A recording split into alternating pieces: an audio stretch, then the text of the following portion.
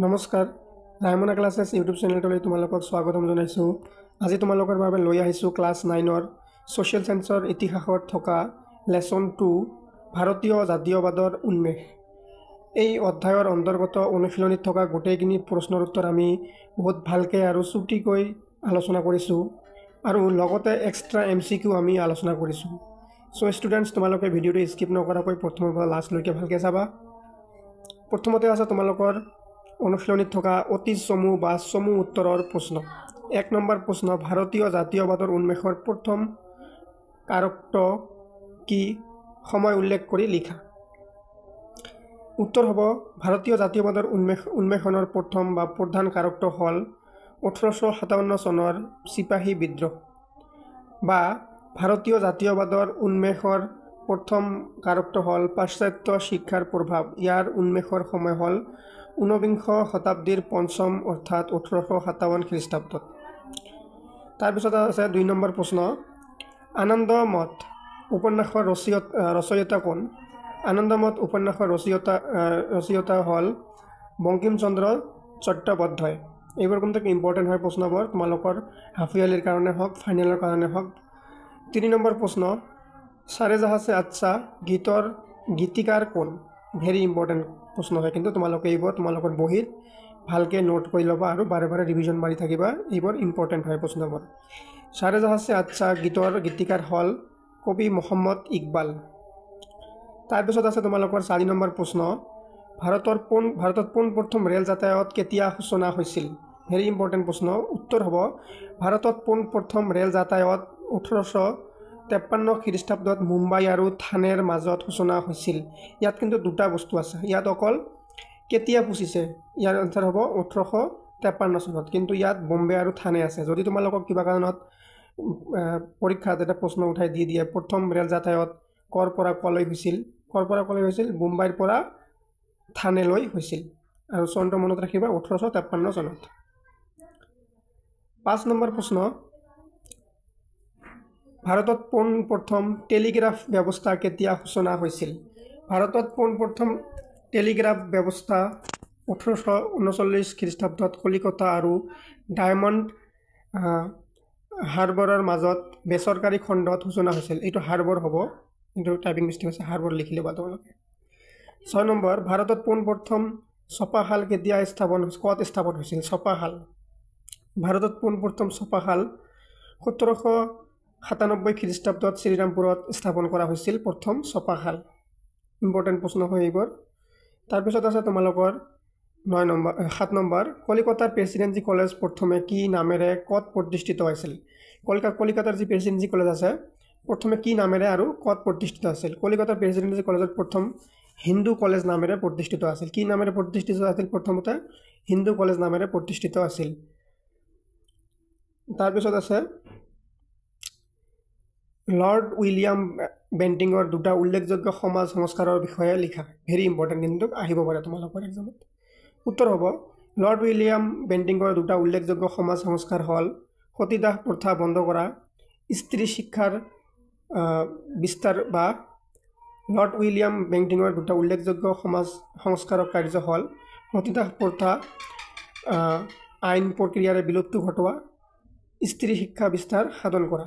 তোমালোকে এইটো লিখিলেও হ'ব, এইটো লিখিলেও হ'ব, দুটা তোমালোকৰ অপশ্যন থাকিল, যিটো ভাল লাগে তোমালোকে লিখিবা। এইটোও হ'ব, এইটোও হ'ব, ইয়াত কিন্তু বা লিখা আছে।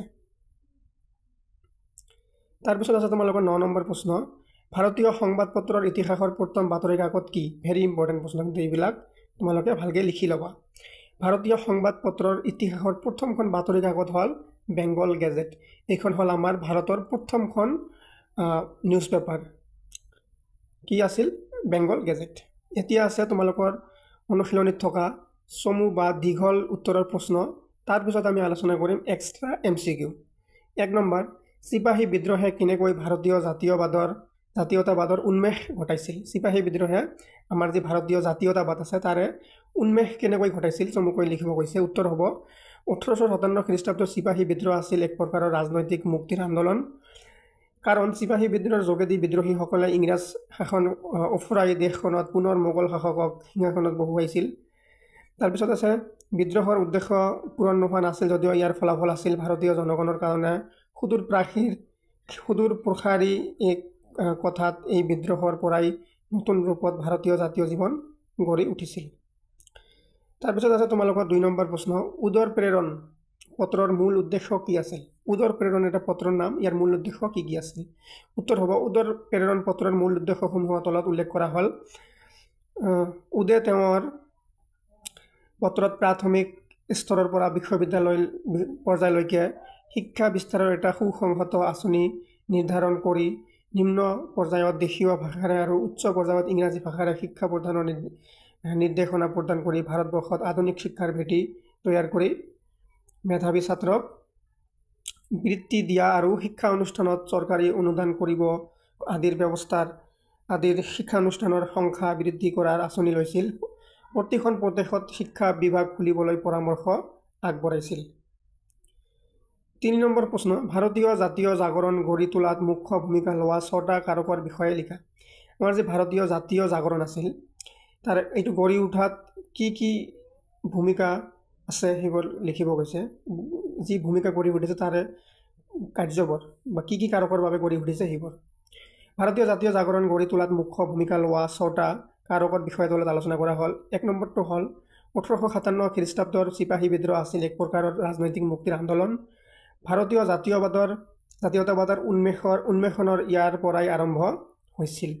2 নম্বৰ কাৰক হ'ল পাশ্চাত্য শিক্ষাৰ দুৱাৰ মুকলি কৰি দিছিল ব্ৰিটিছেই, যাৰ শিক্ষাৰে শিক্ষিত হৈ ভাৰতীয়সকলে প্ৰতিদানত ব্ৰিটিছসকলক ঔপনিৱেশিক শোষকৰ ৰূপত বিৰোধ কৰিবলৈ আৰম্ভ কৰিছিল।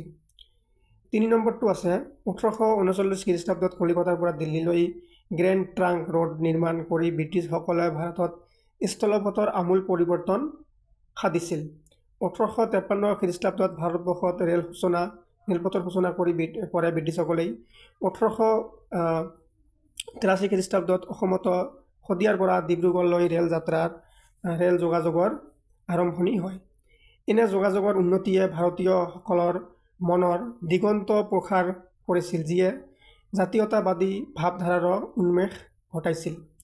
ইয়াত তোমালোকে মন কৰিবা 3 নম্বৰ পইণ্টত 3টা তোমালোকৰ শ্বৰ্ট কুৱেশ্যন আছে, তোমালোকে এতিয়া এক্সট্ৰাকৈ নোট কৰি লোৱা আৰু ইম্পৰ্টেণ্ট হয়। প্ৰথমতে তোমালোকে নোট কৰি লোৱা 1839 খ্ৰীষ্টাব্দত কলিকতাৰ পৰা দিল্লীলৈ গ্ৰেণ্ড ৰোড ট্ৰেক নিৰ্মাণ কৰা হৈছিল। যদিও তোমালোকক দিয়ে গ্ৰেণ্ড ট্ৰেংক ৰোড কেতিয়া নিৰ্মাণ কৰা হৈছিল? 1839 খ্ৰীষ্টাব্দত। আৰু এটা আছে 1853 খ্ৰীষ্টাব্দত ভাৰতবৰ্ষত ৰেলৰ সূচনা হৈছিল। এইটো এটা তোমালোকে নোট কৰি লোৱা এতিয়াই। আৰু 1883 খ্ৰীষ্টাব্দত অসমত শদিয়াৰ পৰা ডিব্ৰুগড়লৈ ৰেল যোগাযোগৰ আৰম্ভণি হৈছিল। এইটো ভেৰি ইম্পৰ্টেণ্ট হয়, যিহেতু আমাৰ অসমৰ সুধিব পাৰে শ্বৰ্ট কুৱেশ্যন। এই শ্বৰ্ট কুৱেশ্যন 3টা ভেৰি ইম্পৰ্টেণ্ট হয়, 3 ষ্টাৰ হয়। তোমালোকে বহীত লিখি ল'বা শ্বৰ্ট কুৱেশ্যন এনেকৈ মাজৰ পৰা যদি তোমালোকে শ্বৰ্ট কুৱেশ্যন বনাই পঢ়া, তোমালোকৰ ফাইনেলত বা হাফ ইয়াৰলি বা ইউনিট টেষ্টত তোমালোকে সকলোবোৰ কুৱেশ্যন এনচাৰ কৰিবলৈ সক্ষম হ'বা। 4 নম্বৰ কাৰকটো হ'ল ব্ৰিটিছ অগ্ৰাসন আৰু খ্ৰীষ্টান ধৰ্মৰ প্ৰচাৰৰ বিপৰীতে হিন্দু ধৰ্মীয় উন্মাদনাৰ চেতনা জাগ্ৰত হৈছিল। লৰ্ড উইলিয়াম বেণ্টিঙৰ সংস্কাৰকামী উদ্যোগৰ সহায়ত ৰাজা ৰামমোহন ৰয়ে ভাৰতত ভালেমান কুসংস্কাৰৰ অৱসান ঘটাবলৈ সক্ষম হৈছিল। ৰাজা ৰামমোহন ৰায় আছিল আধুনিক ভাৰতৰ জন্মদাতা। প্ৰাৰ্থনা সমাজে সংস্কাৰকামী আন্দোলনৰ সৃষ্টি কৰিছিল। ৰামকৃষ্ণ মিছন প্ৰতিষ্ঠাৰ দ্বাৰা স্বামী বিবেকানন্দই ভাৰতীয়ৰ মনত স্বদেশ প্ৰেম, আত্মবিশ্বাস আৰু আধ্যাত্মিকতাৰ ভাৱৰ বিকাশ ঘটাইছিল। 5 নম্বৰ কাৰকটো হ'ল 1885 খ্ৰীষ্টাব্দত ভাৰতীয় জাতীয় কংগ্ৰেছৰ জন্মৰ লগে লগে ভাৰতীয় জাতীয়তাবাদে এক বাস্তৱ ৰূপ পৰিগ্ৰহ কৰিছিল। 6 নম্বৰ কাৰকটো হ'ল ব্ৰিটিছৰ আমোলত গঢ়ি উঠা জাতীয়তাবাদৰ উত্থানত ৰাজা ৰামমোহন ৰয়ৰ পিছতে বাল গংগাধৰ তিলকৰ দৰে দাদাভাই নৱৰোজী স্বৰাজ প্ৰাপ্তিৰ ধাৰণাৰ গঢ় দি ভাৰতীয় সমাজলৈ প্ৰভূত বৰঙণি আগবঢ়াইছিল। ইয়াৰ পৰা তোমালোকে এইটো নোট কৰি ল'বা 1885 খ্ৰীষ্টাব্দত ভাৰতীয় জাতীয় কংগ্ৰেছ দলৰ জন্ম হৈছিল। তাৰপিছত আধুনিক ভাৰতৰ জন্মদাতা বুলি কাক কোৱা হয়? ৰাজা ৰামমোহন ৰায় আছিল আধুনিক ভাৰতৰ জন্মদাতা। এই 2টা পইণ্ট তোমালোকে লিখি লোৱা। এতিয়া আমি আলোচনা কৰিম 4 নম্বৰ প্ৰশ্ন, ভাৰতীয় জাতীয় জাগৰণ গঢ়ি তোলাত পাশ্চাত্য শিক্ষাৰ 4টা প্ৰভাৱৰ বিষয়ে লিখা। উত্তৰ, ভাৰতীয় জাতীয় জাগৰণ গঢ়ি তোলাত পাশ্চাত্য শিক্ষাৰ 4টা প্ৰভাৱ উল্লেখ কৰা হ'ল। ক নম্বৰটো হ'ল পাশ্চাত্য শিক্ষাই বংগবাসীক পোনপ্ৰথমে আলোড়িত কৰিছিল। এফালে ৰাজধানী কলিকতাৰ প্ৰতি আকৰ্ষণ, আনফালে ইয়াৰ শিক্ষা প্ৰতিষ্ঠান। কলিকতাৰ শিক্ষানুষ্ঠানত অধ্যয়ন কৰিব পৰাটো এটা গৌৰৱৰ বিষয় হৈ পৰিছিল। দুয়োটাৰ সান্নিধ্যত মন প্ৰাণ নৱ আলোকৰে উদ্ভাসিত হৈ উঠিছিল।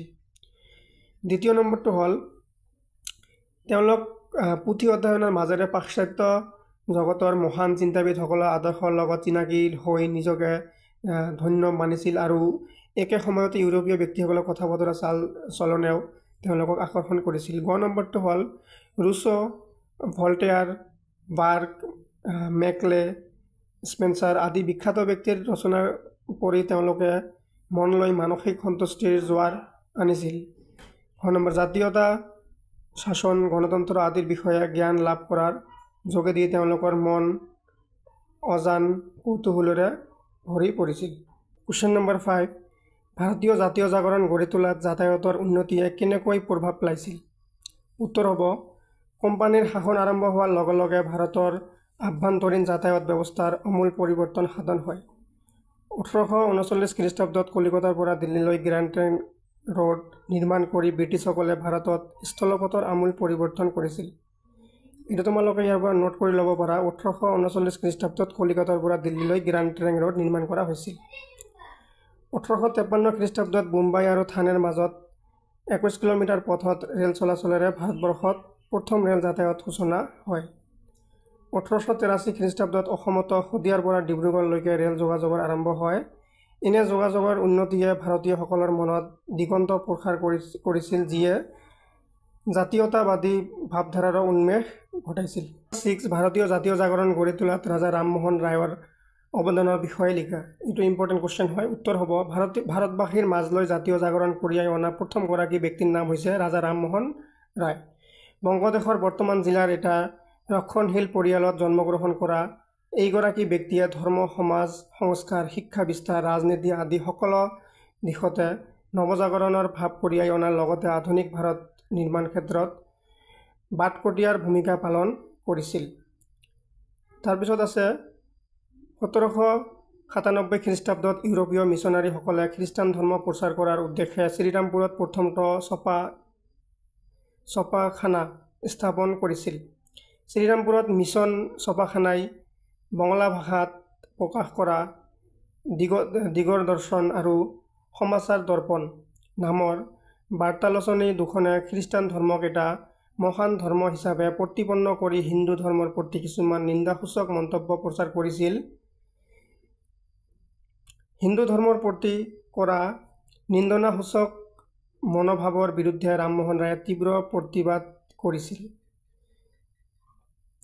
ৰাজা ৰামমোহন ৰায় আছিল এজন বহুমুখী প্ৰতিভাসম্পন্ন ব্যক্তি। হিন্দু ধৰ্মৰ সংস্কাৰৰ মাজতে আবদ্ধ নাথাকি সমাজ সংস্কাৰ আৰু শিক্ষা বিস্তাৰত সমানেই গুৰুত্ব দিছিল। তেওঁ বাল্য বিবাহ, পৰ্দা প্ৰথা, বহু বিবাহ আদিৰ বিৰোধিতা কৰিছিল।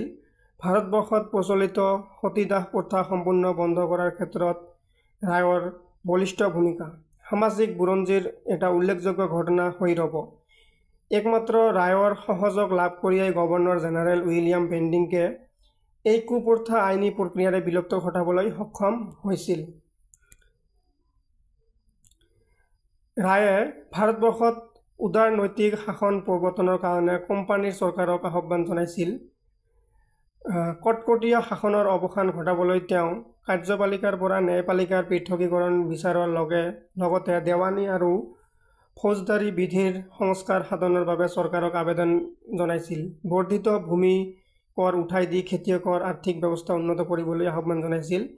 ৰায়ে এচাম প্ৰতিভাশালী জাতীয় নেতাক সমাজ উত্তৰণৰ কামত জড়িত কৰিবলৈ সক্ষম হৈছিল। তেওঁলোকৰ ভিতৰত দ্বাৰকানাথ ঠাকুৰ, প্ৰসন্ন কুমাৰ ঠাকুৰ, হেনৰী ভিভিয়ান ডেলজিঅ' আদি উল্লেখযোগ্য।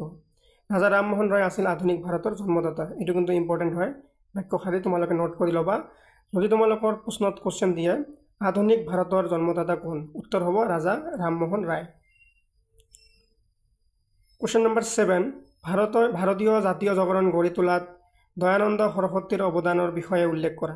উত্তৰ হ'ব সংস্কাৰ ভাষাৰ দিগন্ত পণ্ডিত স্বামী দয়ানন্দ সৰস্বতীয়ে পাঞ্জাৱত আৰ্য সমাজ প্ৰতিষ্ঠা কৰিছিল। তোমালোকে ইয়াৰ পৰা মনত ৰাখিবা, আৰ্য সমাজ কোনে প্ৰতিষ্ঠা কৰিছিল? আৰ্য সমাজ স্বামী দয়ানন্দ সৰস্বতীয়ে প্ৰতিষ্ঠা কৰিছিল। হিন্দু সমাজৰ বাল্য বিবাহ, জাতিভেদ, বহু বিবাহক সামাজিক ব্যাধি বুলি প্ৰচাৰ কৰি বিধৱা বিবাহ স্ত্ৰী শিক্ষা বিস্তাৰৰ বাবে আগভাগ লৈছিল। আৰ্য সমাজে সমুদ্ৰ যাত্ৰাত সমৰ্থন জনাইছিল আৰু সকলোবিলাক অন্ধবিশ্বাস পৰিহাৰ কৰিবলৈ প্ৰচাৰ চলাইছিল। আৰ্য সমাজে ধৰ্মান্তৰকৰণ ব্যৱস্থা প্ৰৱৰ্তন কৰিছিল। ইয়াক শুদ্ধি বুলি জনা যায়। স্বামী দয়ানন্দই প্ৰথম ধৰ্মান্তৰকৰণ ব্যৱস্থাটো প্ৰৱৰ্তন কৰি আন ধৰ্মীয় লোকক ইচ্ছা অনুসাৰে কি কৰিছিল? হিন্দু ধৰ্ম গ্ৰহণত অনুমতি প্ৰদান কৰিছিল। ইছলাম আৰু খ্ৰীষ্টান ধৰ্মৰ অগ্ৰগতি ৰোধ কৰি এখন প্ৰগতিশীল হিন্দু সমাজ গঢ়াৰ বাবে অগ্ৰণী ভূমিকা লৈছিল। আৰ্য সমাজৰ শাখা ভাৰতৰ বিভিন্ন ঠাইত স্থাপন কৰি ভাৰতত হিন্দু জাতীয়তাবাদ গঢ়ি তুলিছিল। এনেদৰে দয়ানন্দ সৰস্বতীয়ে ভাৰতীয় জাতীয় জাগৰণ গঢ়ি তোলাত অগ্ৰণী ভূমিকা গ্ৰহণ কৰিছিল। ৮ নম্বৰ প্ৰশ্ন, ভাৰতীয় জাতীয় জাগৰণ গঢ়ি তোলাত কেশৱ চন্দ্ৰ সেনৰ অৱদানৰ বিষয়ে লিখা। উত্তৰ হ'ব ব্ৰহ্ম সমাজৰ আৰ্হিত কেশৱ চন্দ্ৰ সেনে মহাৰাষ্ট্ৰত 1867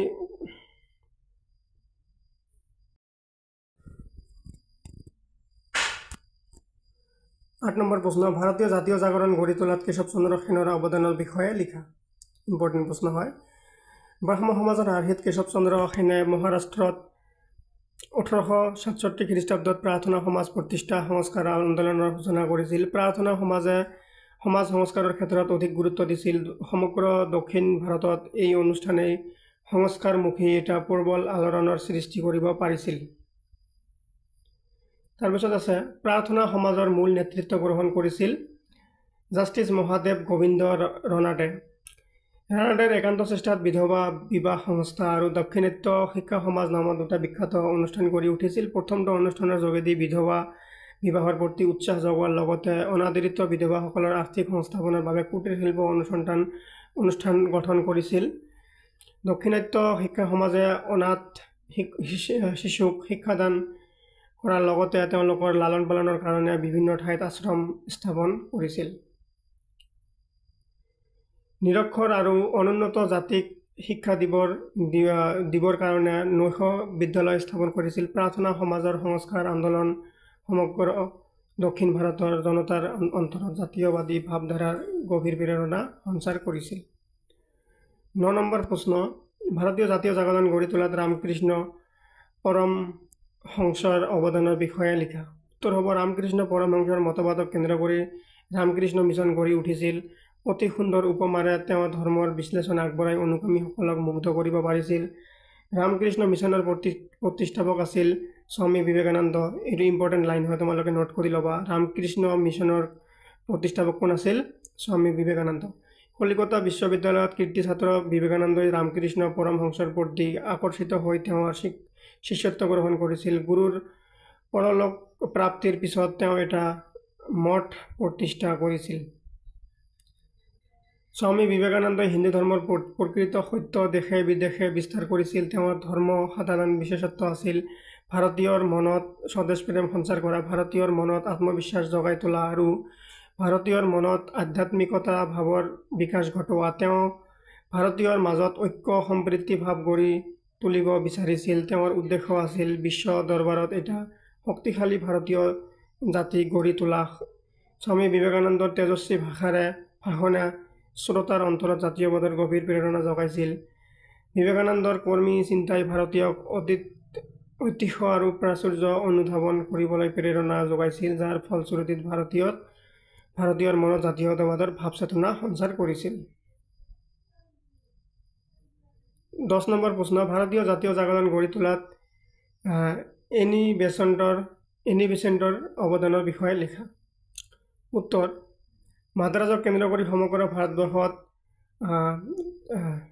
থিঅ'ছফিকেল ছ'চাইটি জনপ্ৰিয় কৰি তোলাৰ মূলতে আছিল আয়াৰলেণ্ডৰ মহিলা মিছেছ এনি বেচেণ্টৰ বিশেষ কৰ্মদক্ষতা। থিঅ'ছফিকেল ছ'চাইটি কোনে প্ৰতিষ্ঠা কৰিছিল? এনি বেচেণ্ট। এনি বেচেণ্ট সমাজ সেৱাৰ মাজেৰে প্ৰাচীন ভাৰতীয় সভ্যতা আৰু সংস্কৃতি পুনৰুদ্ধাৰৰ ওপৰত মনোনিৱেশ কৰিছিল। ভাৰতীয় আধ্যাত্মিকতা প্ৰাধান্য দি তেওঁ কেইবাখনো আদৰ্শ অনুষ্ঠান প্ৰতিষ্ঠা কৰিছিল। 98 খ্ৰীষ্টাব্দত বাৰাণসীত এনি বেচেণ্ট প্ৰতিষ্ঠা কৰে। চেণ্ট্ৰেল হিন্দু স্কুলখনেই 1916 খ্ৰীষ্টাব্দত মনমোহন মালব্যৰ পৃষ্ঠপোষকতাত বেনাৰস হিন্দু বিশ্ববিদ্যালয়ত পৰিণত হয়। মিছেছ এনি বেচেণ্ট ভাৰতবৰ্ষক মাতৃভূমি হিচাপে আঁকোৱালি লৈছিল। তেওঁ কৰ্ম স্পৃহা আৰু চিন্তাৰ বিশালতাই ভাৰতীয়ক অনুপ্ৰেৰণা যোগাইছিল। 1916 খ্ৰীষ্টাব্দত বেচেণ্ট হোম ৰুল লীগ প্ৰতিষ্ঠা কৰি ভাৰতীয়ৰ মাজত স্বশাসনৰ প্ৰয়োজনীয়তা প্ৰচাৰ কৰিছিল। 11 নম্বৰ প্ৰশ্ন, আলিগড় আন্দোলন কি? ইম্পৰ্টেণ্ট হয় কুৱেশ্যনটো। এই আন্দোলন মূলত মুছলমানসকলক কেনেকৈ আধুনিক চিন্তা চৰ্চাৰ পথ দেখুৱাইছিল? উত্তৰ, ভাৰতীয় মুছলমান সমাজক আলিগড় শিক্ষানুষ্ঠানসমূহৰ মাধ্যমেৰে আধুনিক শিক্ষাৰে শিক্ষিত কৰি তেওঁলোকৰ মাজত জাতীয়তাবাদী ভাৱ চিন্তাৰ সঞ্চাৰ কৰাটোক আলিগড় আন্দোলন বুলি কোৱা হয়। মুছলমান সমাজক আধুনিক চিন্তা চৰ্চাৰে পুনৰুজ্জীৱিত কৰি তোলাৰ ক্ষেত্ৰত ছাৰ সৈয়দ আহমদ খানৰ অৱদান উল্লেখযোগ্য। তেওঁ মুছলমান সম্প্ৰদায়ক পাশ্চাত্য শিক্ষাৰে শিক্ষিত কৰি তোলাৰ উদ্দেশ্যে 1864 খ্ৰীষ্টাব্দত গাজীপুৰত এখন ইংৰাজ আদৰ্শ বিদ্যালয় স্থাপন কৰে। 1875 খ্ৰীষ্টাব্দত তেওঁ আলিগড় মোহাম্মদান এংলো ইণ্ডিয়ান কলেজ প্ৰতিষ্ঠা কৰে। কম সময়ৰ ভিতৰতে অনুষ্ঠানটো পাশ্চাত্য সাহিত্য সংস্কৃতিৰ আধাৰত জ্ঞান চৰ্চাৰ এটা অন্যতম কেন্দ্ৰত পৰিণত হৈছিল। সৈয়দ মহম্মদ খানে আলিগড়ত স্থাপন কৰা শিক্ষানুষ্ঠানটোৰ যোগেদি মুছলমানসকলৰ মাজত ৰাজনৈতিক চেতনাৰ বিকাশ ঘটাইছিল। এই অনুষ্ঠানটোৰ যোগেদি ভাৰতীয় মুছলমানসকলক পাশ্চাত্য শিক্ষা সংস্কৃতিৰ সংস্পৰ্শলৈ অহাৰ বাট মুকলি হৈছিল। অনুষ্ঠানটো শিক্ষা লাভ কৰা এচাম শিক্ষিত ব্যক্তিয়ে মুছলমান সমাজত নেতৃত্ব গ্ৰহণ কৰি সমাজক বহু পৰিমাণে কুসংস্কাৰৰ পৰা মুক্তি কৰিব পাৰিছিল। 1920 খ্ৰীষ্টাব্দত এই কলেজখন আলিগড় মুছলিম বিশ্ববিদ্যালয়ৰ নামত পৰিণত হৈছিল। এই চনটো তোমালোকে নোট কৰি ল'বা, ইম্পৰ্টেণ্ট হয়। কুৱেশ্যন নম্বৰ 12, ভাৰতৰ বাতৰি কাকতৰ জন্মই কেনেকৈ ভাৰতীয়সকলৰ মাজত জাতীয়তাবাদী চিন্তাৰ উদ্ৰেক ঘটাইছিল বৰ্ণনা কৰা। দেশীয় ভাষাৰ উত্তৰ হ'ব, দেশীয় ভাষাৰ কাকতসমূহে সাম্ৰাজ্যবাদী শাসকৰ কাম কাজবোৰৰ ওপৰত কটু সমালোচনা কৰি ভাৰতীয়ৰ মনত ইংৰাজ চৰকাৰৰ বিৰুদ্ধে জনমত গঢ়ি তুলিছিল। এই ক্ষেত্ৰত বংগদেশৰ পৰা প্ৰকাশিত কাকতসমূহৰ অৱদান সকলোতকৈ বেছি। 19বিংশ শতিকাৰ দ্বিতীয় ভাগত বংগদেশত বহুল প্ৰচাৰিত কাকত বংগদৰ্শন, সঞ্জীৱনী, আৰ্য দৰ্শন, অমৃত বজাৰ পত্ৰিকা আদি কাকতে ভাৰতীয়ৰ মনত জাতীয় সত্তা বিকাশ গুৰুত্বপূৰ্ণ ভূমিকা লৈছিল। এই কাকতসমূহে ইংৰাজ শাসনে ভাৰতীয়ক শোষণ কৰি অহাৰ স্তৰপটো উদঙাই দিছিল। 1861 খ্ৰীষ্টাব্দৰ পৰা ভাৰতবৰ্ষত বহু ঠাইত খাদ্যৰ অভাৱে দেখা দিছিল। দুৰ্ভিক্ষৰ কবলত বহুতো ভাৰতীয়ই মৃত্যুক সাৱটি ল'ব লগা হৈছিল। চৰকাৰে খাদ্যৰ অভাৱ দূৰ কৰাৰ কোনো ব্যৱস্থা নোলোৱাত দেশীয় ভাষাৰ কাকতসমূহে লৰ্ড লিটনৰ আৰু তেওঁৰ তলতীয়া প্ৰাদেশিক শাসকসকলক চোকা সমালোচনা কৰিছিল। লিটনে ইয়াৰ বাবে খঙত টিঙিৰি তোলা হৈ ভাৰতীয় আঞ্চলিক ভাষাৰ কাকতৰ ওপৰত পুনৰ বাধা নিষেধ প্ৰয়োগ কৰিবলৈ 1878 খ্ৰীষ্টাব্দত কুখ্যাত প্ৰেছ আইন জাৰি কৰিছিল। গভৰ্ণৰ জেনেৰেল লৰ্ড লিটনে 1878 খ্ৰীষ্টাব্দত অস্ত্ৰ আইন জাৰি কৰি ভাৰতীয় লোকক আগ্নেয় অস্ত্ৰ ধাৰত কৰাত বাধা নিষেধ আৰোপ কৰিছিল। লিটনৰ এই অস্ত্ৰ আইন আৰু প্ৰেছ আইনে ভাৰতীয়সকলক ক্ষুব্ধ কৰি ভাৰতীয়সকলে ক্ৰমান্বয়ে আত্মমৰ্যাদা ৰক্ষাৰ বাবে অগ্ৰসৰ হৈছিল। 13 নম্বৰ প্ৰশ্ন, ভাৰতীয় জাতীয় কংগ্ৰেছৰ জন্মৰ ইতিহাস সম্পৰ্কে এটি চমু টোকা লিখা। এইটো ইম্পৰ্টেণ্ট হয় কুৱেশ্যনটো। উত্তৰ হ'ব, গভৰ্ণৰ জেনেৰেল লৰ্ড ডাফৰিনৰ কাৰ্যকালত এলেন অক্টেভিয়ান হিউম নামৰ এজন অৱসৰপ্ৰাপ্ত অসামৰিক বিষয়া ভাৰতীয়ৰ স্বাৰ্থত এটা জাতীয় অনুষ্ঠান গঠনৰ যোজা চলাইছিল। ইণ্ডিয়ান নেশ্যনেল ইউনিয়ন নামেৰে নামাংকিত বৈঠকখন দেশৰ উন্নতিৰ স্বাৰ্থত এটা সৰ্বভাৰতীয় জাতীয় অনুষ্ঠান গঢ়ি তোলাৰ পোষকতা কৰিছিল। বোম্বাইত এখন মহাসভা আয়োজন কৰাৰ প্ৰভাৱ লৈ এটা জাতীয় অনুষ্ঠান গঠনৰ সিদ্ধান্ত লোৱা হৈছিল। 1885 খ্ৰীষ্টাব্দৰ 28 ডিচেম্বৰত মুম্বাই গোকুলদাস তেজপাল সংস্কৃত কলেজত মহাসভাখন গঠিত হৈছিল। এই নামটো ইম্পৰ্টেণ্ট, তোমালোকে মনত ৰাখিবা। ভাৰতৰ বিভিন্ন ঠাইৰ পৰা 72 জন প্ৰতিনিধিয়ে অধিৱেশনস্থলীত উপস্থিত হৈছিল। সভাপতিৰ বাবে নিৰ্বাচন কৰা হৈছিল কলিকতাৰ বেৰিষ্টাৰ উমেশ চন্দ্ৰ বন্দ্যোপাধ্যায়ক। মহাসভাই প্ৰস্তাৱিত জাতীয় অনুষ্ঠানটোৰ নাম ভাৰতীয় জাতীয় কংগ্ৰেছ বুলি স্থিৰ কৰিছিল।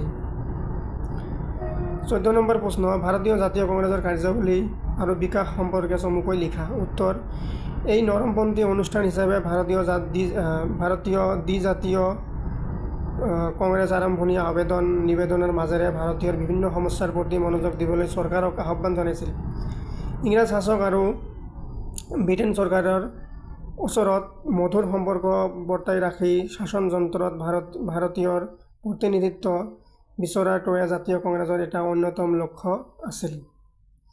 লক্ষ্যবোৰ হ'ল: 1 নম্বৰ লক্ষ্য, 1905 খ্ৰীষ্টাব্দত বাৰাণসী জাতীয় কংগ্ৰেছৰ সভাপতি গোপাল কৃষ্ণ গোখলেৰ নৰম সুৰৰ ভাষণ বিপিন চন্দ্ৰ পালে বিৰোধিতা কৰিছিল। তেওঁ অনুনয় বিনয় ত্যাগ কৰি কেৱল স্বদেশী কাৰ্যসূচীক গুৰুত্ব দি কঠোৰ পন্থা অৱলম্বনেৰে জাতীয় কংগ্ৰেছক আগুৱাই যাবলৈ আহ্বান জনাইছিল। 1907 খ্ৰীষ্টাব্দত ৰাসবিহাৰী ঘোষৰ সভাপতিত্বত অনুষ্ঠিত কংগ্ৰেছৰ চুৰাট অধিৱেশনত জাতীয় কংগ্ৰেছ দুটা শিবিৰত বিভক্ত হয়, এটা চৰমপন্থী আৰু আনটো নৰমপন্থী। চৰমপন্থী দলত আছিল বাল গংগাধৰ তিলক, লালা লাজপত ৰায় আৰু বিপিনেন্দ্ৰ চন্দ্ৰ পাল।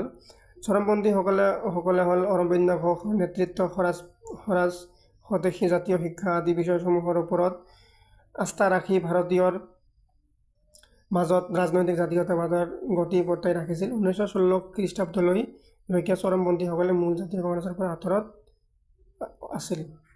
এতিয়া আমি আলোচনা কৰিম তোমালোকৰ পাঠভিত্তিক MCQ। প্ৰথমটো হ'ল, পলাচীৰ যুদ্ধত বংগৰ নবাব কোন আছিল? ইয়াৰ উত্তৰ হ'ব নবাব চিৰাজউদ্দৌলা। পলাচীৰ যুদ্ধৰ টাইমত কোন আছিল বেংগলৰ নবাব চিৰাজউদ্দৌলা। কুৱেশ্যন নম্বৰ 2, চিৰাজউদ্দৌলাৰ মৃত্যু কেতিয়া হৈছিল? ইয়াৰ উত্তৰ হ'ব 1757 খ্ৰীষ্টাব্দত চিৰাজউদ্দৌলাৰ মৃত্যু হৈছিল। পলাচী যুদ্ধ কিমান চনত হৈছিল? ইয়াৰ উত্তৰ হ'ব পলাচী যুদ্ধ হৈছে 1756 বা 57 খ্ৰীষ্টাব্দত বা চনত। 4 নম্বৰ MCQ হৈছে, 1835 চনত পশ্চিমীয়া শিক্ষাৰ প্ৰৱৰ্তনৰ পৰামৰ্শ আগবঢ়াইছিল লৰ্ড মেকলে। 5 নম্বৰ MCQটো হ'ল, উত্তৰ প্ৰেৰণা পত্ৰ কিমান চনত কি হৈছিল? এইটো হৈছিল 1854 চনত। আজিৰ বাবে এইখিনিয়ে, ধন্যবাদ।